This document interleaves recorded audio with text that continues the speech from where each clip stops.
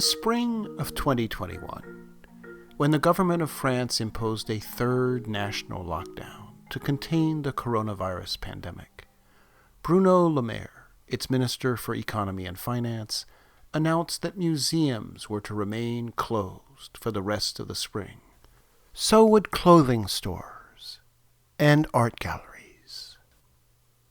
Theaters, restaurants, and bars as well would all remain closed. Yet, flower shops would be allowed to remain open. When asked why flower shops could remain open, the minister answered that people in the flower trade had to keep operating because they sell more or less half of their annual stock in the springtime. But, as the artist Terence Simon showed in this series of works, judging by how often flowers contribute to the stagecraft of signing ceremonies, governments around the world are aware of the power of flowers. Could the French Minister of Economy and Finance have allowed florists to remain open for reasons that extend beyond the flower industry's bottom line? During a lockdown, activity does not come to a standstill, but it feels emotionally detached. Like the chairs and tables at restaurants, stacked like props for a play that suspended its run, the present remains omnipresent. Time feels locked, to borrow the expression of the artist Rosa Barba, in a perpetual now.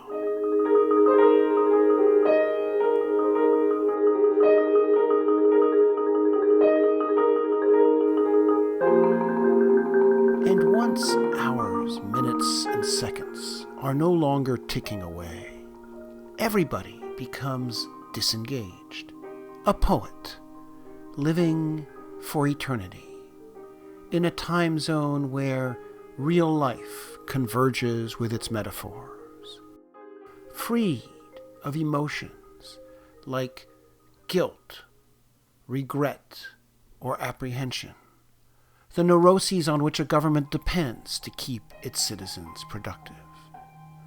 Could the Minister of Economy and Finance have kept flower shops open to maintain the people of France as responsible citizens?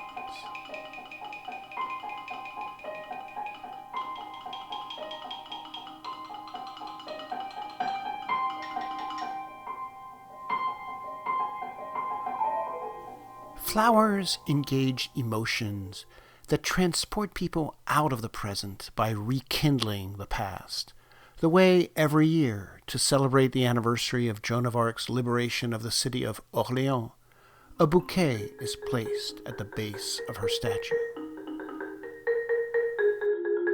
Or the way, every year on his birthday, a bouquet is placed at the former residence of the resistance writer Stanislas Fumet. More personally, flowers prolong regrets.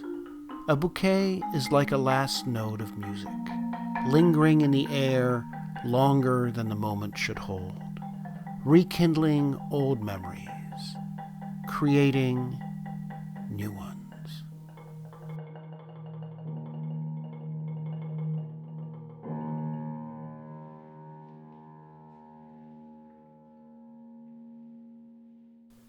Flowers engage many emotions.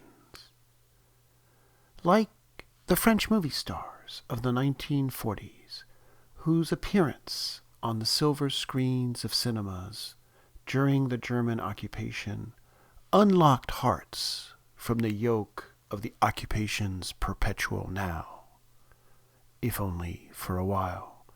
The flowers on display at flower shops released blooms of fleeting emotions during this latest plague.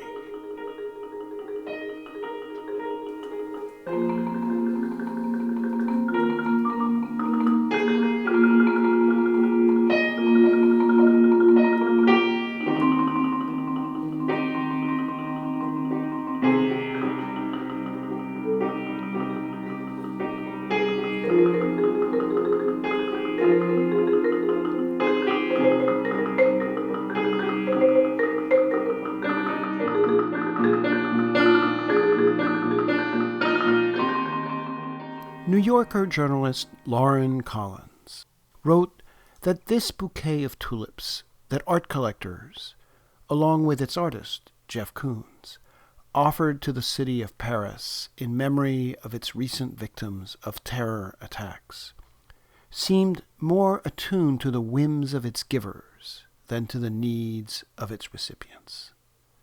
Well, let she who has given flowers away without indulging her whims be the first to toss the bouquet.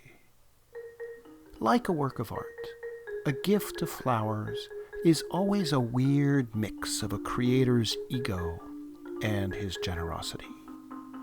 By staying open, flower shops helped people engage emotions while wrapping their egos inside the bouquet.